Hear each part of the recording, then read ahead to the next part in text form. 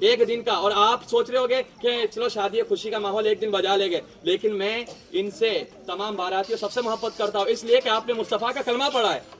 آپ کی مجھے فکر ہے بھائی, کیونکہ ہم ایک دن گانا آپ دیکھ رہے ہوگے مسلمانوں کی کتنی پریشانی ہے. 3 مہینہ ہوتا نہیں ہے, لڑکی کہتے میں کو جانا تیرے ساتھ جمتا نہیں ہے کہ نہیں ماحول ہے. اب طلاق کتنی زیادہ ہو رہی ہے. یہ نہیں ہوتا تو ایک ہی ہوتا ہے, ڈاکٹر صاحب دوا دے دو, 3 سال ہو گئے اولاد نہیں ہو رہی. یہ مسئلہ بھی پھیل گیا ہے. اور کتنے لوگ جا رہے مولانا کے پاس, مولانا تعویذ دے دو. کیوں؟ کہتے ہیں کہ اولاد تو ہو گئی لیکن فرما بردار نہیں ہے, مارتی ہے.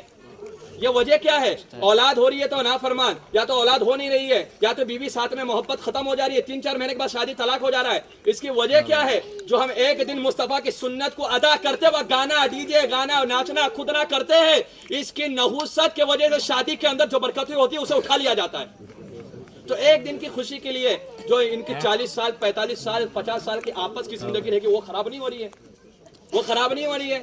تو اسے بچا, وہ خراب نہیں ہو رہی ہے, تو اسے بچانا ہے تو یہ گانے بجانے کرنا ہوگا. ایک دن ناچو گے 40 دن کی پوری زندگی کا سکون چلا جائے گا. تو ایک دن ناچنے سے سنت رسول کے دائرے میں رہ کر شادی اور نکاح کرو گے تو 45 سال تک اللہ اس کے رسول آپ پر رحمتوں کی بارش عطا فرما دے. سبحان اللہ. تو 45 سال کی زندگی کو اگر اچھا بنانا ہے تو شادی کے اندر خرافات کو ختم کرنا ہوگا. کہنے کا مقصد یہ, میں سنت پڑھ رہا تھا, اتنے دور سے گانا بجا کہ دماغ ہل گیا پورا, کہ یہاں پر خدا کی عبادت ہو رہی ہے, یہاں گانا بجتا ہے. یہ اللہ کا گھر ہے, اولیاء اکرام کا گھر ہے, لیکن میں یہ نہیں کہتا خدا کی عبادت ہو رہی ہے, یہاں گانا بجتا ہے. یہ اللہ کا گھر ہے, اولیاء اکرام کا گھر ہے, لیکن میں یہ نہیں کہتا ہوں. لیکن آپ کو بتا دیتا ہوں کہ میں آپ پرسنلی اس لیے کہ اس گاؤں کا امام ہوں, اور جب تک آب و دانہ رہے گا میں یہاں رہوں گا, کوئی ہٹا نہیں سکتا. جب تک اللہ چاہے گا کھلائے گا. اور میں حق بات, میرے دماغ, کیونکہ وہ امام کچھ کام کا امام نہیں کہ جس کا ایمان کمزور ہو.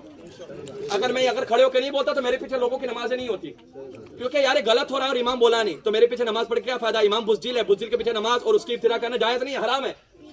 سمجھ رہے بات کو؟